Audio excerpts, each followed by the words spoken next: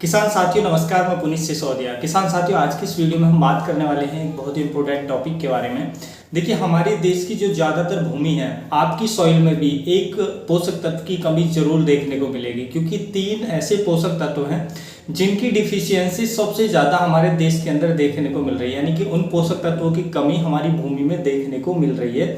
वो 3 पोषक तत्व हैं, एक तो सल्फर है, जिंक है और बोरॉन है। ये 3 तत्व हैं जिनकी कमी के कारण हमें अच्छा उत्पादन नहीं मिल रहा है।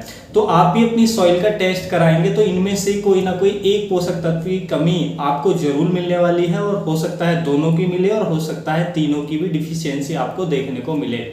तो उसके बाद यदि इनकी कमी आपकी मृदा में है और आपको नहीं पता है और आप फसलों में इनकी पूर्ति नहीं कर रहे हैं, तो आप कुछ भी कर लीजिए, आपकी फसलों में रोग ज़्यादा आएंगे, कीट ज़्यादा आएंगे और उत्पादन आपको बिल्कुल भी अच्छा नहीं मिलेगा। आप कितना डीएपी डाल लिए, यूरिया डाल लीजिए, कोई टॉनिक ला के डाल लीजिए, लेकिन जिस तत्व की कमी है यदि उसको पूरा नहीं करते हैं तो आपको उत्पादन नहीं मिलेगा, रोग और कीट आपकी फसलों में बढ़ते रहेंगे। तो आज की इस वीडियो में हम यही समझने वाले हैं इन तीनों पोषक तत्वों के बारे में, ये क्या क्या काम करते हैं हमारी सॉइल में, कि कौन से तत्व की कितने बड़े पैमाने पर कमी देखी गई है भारत के अंदर और इसको आप कैसे पूरा कर सकते हैं, कौन सा जो फर्टिलाइजर है वो दे करके आप इसको पूरा कर सकते हैं और कितनी मात्रा में आपको देना है।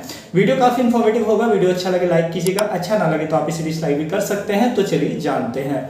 सबसे पहले हम बात करते हैं सल्फर की। तो देखिए, सल्फर की जो कमी है हमारे देश के अंदर, जितनी भी हमारी मिट्टी है, उपजाऊ मिट्टी है, जिनमें हम खेती योग्य मिट्टी है, मृदा है, उनमें 42% मिट्टी के अंदर लगभग जो सल्फर है वो डिफिशियंट पाया गया है, यानी कि उसकी कमी देखी गई है। अब जब 42% सॉइल के अंदर जो सल्फर है वो कम होगा और आप उसको नहीं दे रहे हैं, तो आपको उत्पादन में बड़ा लॉस होने वाला है। क्योंकि देखिए, सल्फर के बहुत सारे बेनिफिट्स होते हैं, बहुत सारे काम होते हैं हमारे प्लांट के अंदर। सल्फर एक जरूरी आवश्यक पोषक तत्व तो है ही। सल्फर के बिना अपना पौधा पूरा लाइफ साइकिल पूरा नहीं कर सकता है। उसके साथ साथ सल्फर हमारे पौधे में क्लोरोफिल निर्माण में हेल्प करता है। सल्फर की पूर्ति होने से फसल हरी भरी होती है। फसल में प्रोटीन संश्लेषण में हेल्प करता है, यानी कि प्रोटीन निर्माण में भी जो सल्फर है उसका होना बहुत जरूरी है हमारे प्लांट के अंदर। यदि ये सल्फर नहीं होगा तो प्रोटीन का निर्माण हमारे पौधे के अंदर नहीं हो पाएगा। उसके साथ साथ तिलहनी फसलों में अगर सल्फर की कमी होती है तो तेल की जो मात्रा है उनके अंदर उसमें कमी आती है, जिससे प्रोडक्शन में हमें सीधा लॉस देखने को मिलता है। उसके साथ साथ सल्फर जो है हमारे पौधे के अंदर कुछ वाइटामिन के बनने में भी हेल्प करता है। यदि सल्फर उचित मात्रा में नहीं होगा, पौधे के अंदर वो वाइटामिन नहीं बनेंगे, जिससे पौधे की जो विकास है, ओवरऑल ग्रोथ है, उस पर हमें इफेक्ट देखने को मिलेगा।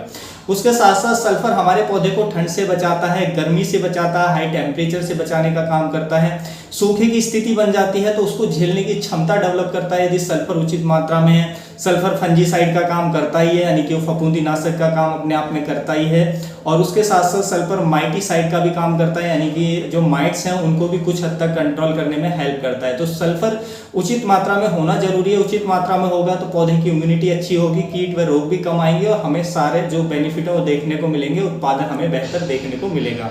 अब यदि आपकी मिट्टी के अंदर सल्फर की कमी है, हम पता कैसे करें कि हमारी सॉइल के अंदर किस तत्व की कमी है? तो उसके लिए आपको सॉइल टेस्ट कराना ही पड़ेगा। एक बार जरूर सॉइल टेस्ट कराएं, उससे आपको आइडिया हो जाएगा कि हमारी फसल के अंदर इस तत्व की कमी है, तो हमें उसको पूरा करना चाहिए, तभी हम एक बेहतर उत्पादन ले सकते हैं और हमारी फसलों पर रोग व कीट भी कम आएंगे।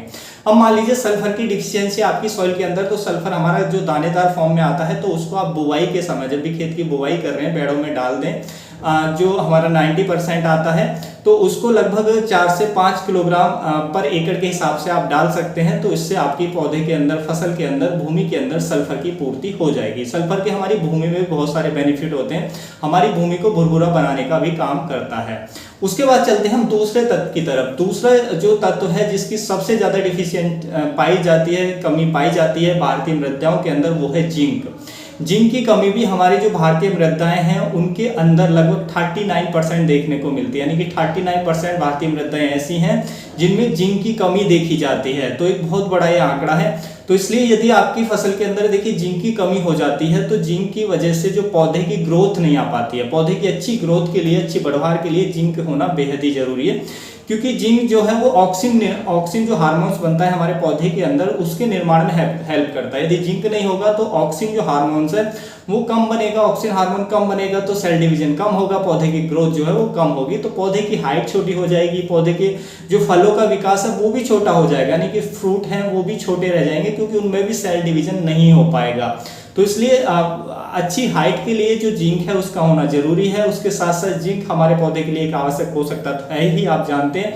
जिंक की कमी हो तो पौधे की इम्यूनिटी जो सिस्टम है वो कमजोर होगा, पौधे पर की जो रोग प्रतिरोधक क्षमता है वो कमजोर होगी, कीट व रोग और ज्यादा हमें देखने को मिलेंगे।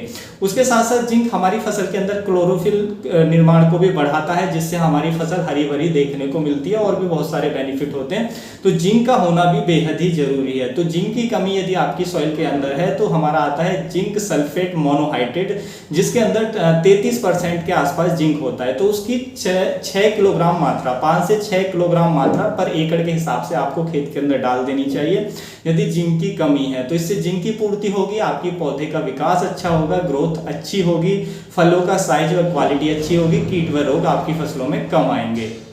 उसके साथ साथ चलते हैं हम तीसरे पोषक तत्व की तरफ, ये है बोरोन। बोरोन तीसरा ऐसा पोषक तत्व है जिसकी इन दोनों जो सल्फर और जिंक के बाद इसकी भी कमी हमारी जो भारतीय मृदाएं उनमें काफी ज्यादा देखी जाती है। जो बोरोन की कमी है भारतीय मृदाओं के अंदर, यानी कि भारतीय जो मृदा है, भारतीय भूमियां 23% भूमि ऐसी हैं जिनमें बोरोन की कमी देखी जाती है। बोरोन जो है वो डिफिशियंट यानी कि कम पाया जाता है। तो बोरोन भी एक आवश्यक पोषक तत्व है, उसका होना भी बेहद ही जरूरी है। वो नहीं होगा तो पौधे का अच्छा विकास नहीं होगा, ये तो आपको समझना ही है। और उसके साथ साथ ये होगा तो अच्छे से विकास करेगा। देखिए बोरोन के क्या क्या काम होते हैं हमारे पौधे के अंदर। एक तो शुगर ट्रांसपोर्ट में काम करता है। मैंने एक वीडियो बनाया था, बताया था कि पोटेशियम जो है वो शुगर ट्रांसपोर्टेशन में काम करता है। पत्तियों के अंदर जो शुगर्स बनते हैं, कार्बोहाइड्रेट्स बनते हैं प्रकाश संश्लेषण के द्वारा, उनको अन्य पार्टों में पहुंचाने का, यानी कि जड़ों में या अन्य तनों में, अन्य शाखाओं में पहुंचाने का जो काम करता है उनको ये हमारा एक तो पोटेशियम करता है और उसमें जो हमारा बोरोन है वो भी हेल्प करता है। यानी कि दोनों ही हेल्प करते हैं, दोनों पोषक तत्व जरूरी होते हैं, लेकिन पोटेशियम का ज्यादा रोल होता है,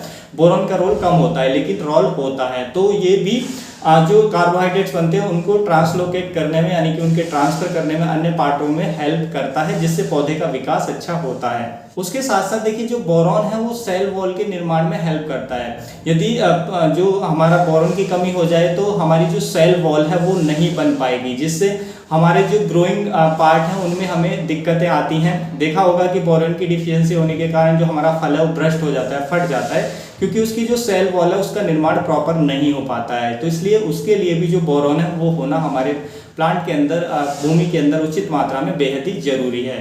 उसके बाद देखिए बोरॉन की कमी के कारण जो हमारे पौधे के अंदर, फूल के अंदर जो पोलन ट्यूब है उसका निर्माण प्रॉपर नहीं हो पाता है। पोलन ट्यूब प्रॉपर तरीके से नहीं बन पाती है, जिससे पॉलिनेशन फूलों के अंदर प्रॉपर ना होने से फूल से फल नहीं बन पाते हैं, फूल ऐसा में झड़ने लगते हैं, जिससे प्रोडक्शन में लॉस देखने को मिलता है। तो उसके लिए भी जो बोरॉन है उचित मात्रा में हमारे पौधे के अंदर होना बेहद ही जरूरी है।